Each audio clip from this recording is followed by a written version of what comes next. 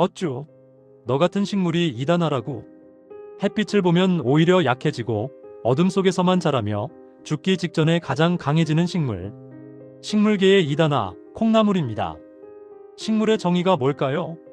햇빛으로 광합성을 하며 살아가는 생명체. 우리는 그렇게 배워왔습니다. 그런데 콩나물은 이 정의를 정면으로 거부합니다.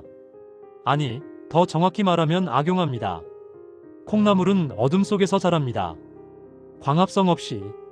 빛을 보면 오히려 약해지고, 그리고 죽기 직전 가장 필사적인 순간에 가장 강력해집니다. 이건 식물이 아닙니다. 도박꾼입니다. 오늘은 3000년 동안 인류가 함께해온 이 위험한 식물의 비밀을 이야기해 보겠습니다. 콩나물의 역사는 기원전 1500년 중국에서 시작됩니다. 중국에서는 두아, 인도에서는 무드가, 한국에서는 콩나물. 이름은 달랐지만 방법은 거의 같았습니다.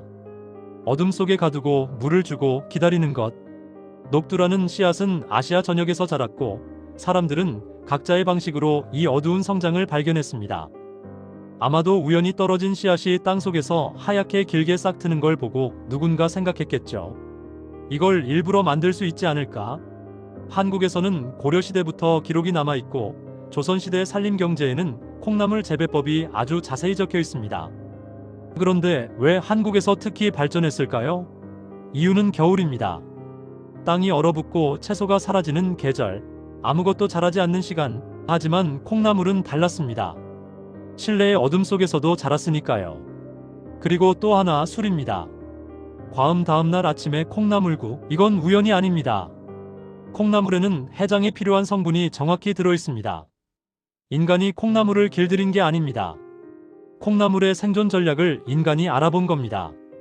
이제 콩나물의 입장이 되어 봅시다. 씨앗이 땅속 깊은 곳에 떨어졌습니다. 완전한 어둠. 빛은 저 위 어딘가에 있습니다. 보통 식물이라면 여기서 포기합니다. 빛 없이는 광합성을 할 수 없으니까요.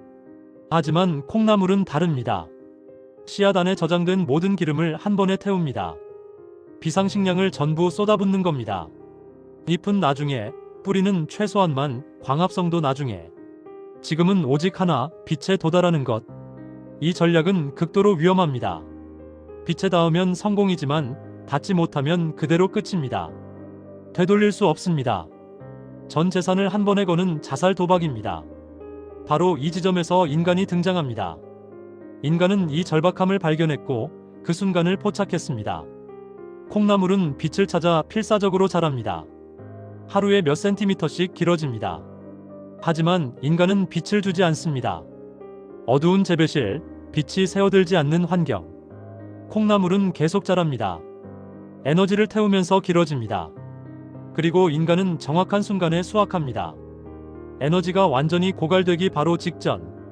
콩나물은 살려고 발버둥 쳤고 우리는 그 발버둥을 먹습니다. 그런데 여기서 이상한 일이 일어납니다. 죽기 직전의 생명체는 가장 강합니다. 콩나물도 마찬가지입니다. 빛을 향해 필사적으로 자라는 그 순간 콩나물 안에서는 화학 반응이 폭발적으로 일어납니다. 비타민C가 78배 증가합니다. 거의 없던 비타민C가 8일 만에 키로당 1380mg까지 치솟습니다. 식물은 알고 있습니다. 이 여정이 얼마나 위험한지. 그래서 스스로를 강화합니다. 이때 만들어지는 것이 페놀 화합물입니다. 페놀 화합물은 식물이 스트레스와 외부 공격으로부터 자신을 지키기 위해 만드는 천연 방어 물질, 쉽게 말해 식물판 항산화제입니다. 그 중에서도 플라보노이드는 특히 강력해서 우리 몸에서는 염증을 줄이고 혈관과 면역에 도움을 줍니다. 콩나물에서는 이 성분들이 급격히 늘어납니다. 페놀 화합물은 4.5배, 플라보노이드는 6.8배, 전체 항산화 능력은 6배까지 증가합니다. 이건 단순한 성장이 아닙니다. 전쟁 준비입니다. 우리가 먹는 콩나물은 평화로운 식물이 아닙니다. 생존 모드가 켜진 모든 에너지를 쏟아붓는 상태의 식물입니다. 그런데 더 이상한 일이 있습니다. 식물은 원래 독을 만듭니다. 마른 녹두에는 피틴산, 탄닌, 트립신 억제제 같은 항영양소가 가득합니다. 동물이 씨앗을 먹으면 소화가 안 되게 만드는 장치입니다. 그런데 싹이 트는 순간 이 독들이 사라집니다. 피틴산은 75% 감소하고 트립신 억제제는 39% 줄어들며 며칠 후에는 거의 없어집니다. 이유는 에너지입니다. 독을 유지하는 데에도 에너지가 필요하기 때문입니다. 지금 콩나물은 그 에너지를 성장에 써야 합니다. 그래서 무기를 버립니다. 그 결과 우리는 더 소화 잘 되고 단백질 흡수율이 높은 식물을 얻게 됩니다. 그럼 빛을 주면 어떻게 될까요? 24시간 빛을 주면 비타민C는 어둠에서 키운 것보다 29.8배 더 높아집니다.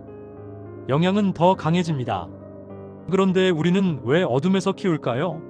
빛을 받은 콩나물은 녹색으로 변하고 쓴맛이 나며 성장 속도가 느려지고 아삭한 식감도 사라집니다.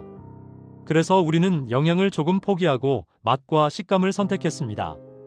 콩나물은 빛을 원하지만 우리는 어둠을 선택합니다. 콩나물 100g에는 30칼로리밖에 없지만 단백질 3g, 비타민C 하루 권장량의 22%, 비타민 K 28%, 엽산 15%가 들어있습니다.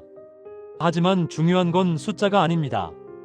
이 영양소들은 콩나물이 살기 위해, 빛에 닿기 위해 죽어가며 만들어낸 것들입니다. 이제 요리로 가봅시다. 콩나물 무침. 물을 끓이고 콩나물을 넣은 뒤 뚜껑을 덮습니다. 뚜껑을 덮는 이유는 콩나물을 더 익히기 위해서가 아닙니다. 냄새가 공기 중으로 퍼지는 순간 사람의 뇌는 그 음식을 이미 상했다고 판단하기 때문입니다. 뚜껑은 맛을 바꾸는 게 아니라 먹는 사람의 인식을 지키는 장치입니다. 수증기가 안에서 순환하면서 콩나물을 직접 삶기보다 증기로 부드럽게 익히고 비린내는 덜 퍼지며 식감은 살아납니다. 따뜻할 때 양념을 넣어 살살 버무립니다. 콩나물은 전 세계에서 먹습니다.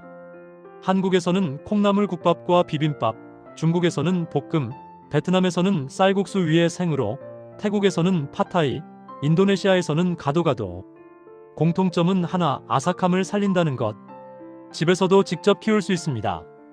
녹두를 불리고 헹구고 어둠 속에서 며칠만 지켜보면 됩니다. 그 과정을 보면 이상하게 마음이 불편해집니다. 먹지 말아야 해서도 키우지 말아야 해서도 아닙니다.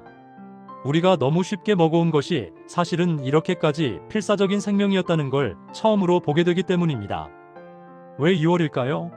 겨울에는 채소가 없고 비타민C가 부족해집니다. 하지만 콩나물은 계절을 무시합니다. 그리고 연말연시 과음이 끝난 뒤 몸을 회복해야 하는 시기. 콩나물국 한 그릇이 필요해집니다. 콩나물은 겨울의 구원자입니다. 콩나물은 단순한 식재료가 아닙니다. 한국에서는 해장 문화의 상징이고 서민 음식의 대표이며 중국에서는 봄과 시작의 상징, 동남아에서는 신선함의 상징입니다. 콩나물은 식물계의 이단아입니다. 광합성을 거부하고 어둠을 선택하고 자살 도박을 합니다. 죽기 직전에 가장 강해지고 스스로 무장을 해제합니다. 3000년 동안 인류는 이 전략과 함께 살아왔습니다. 착취일까요? 공생일까요? 분명한 건 이것입니다. 2월입니다. 콩나물의 계절입니다. 오늘 저녁 콩나물 무침 한 접시 어떠세요? 글로벌 팬트리였습니다.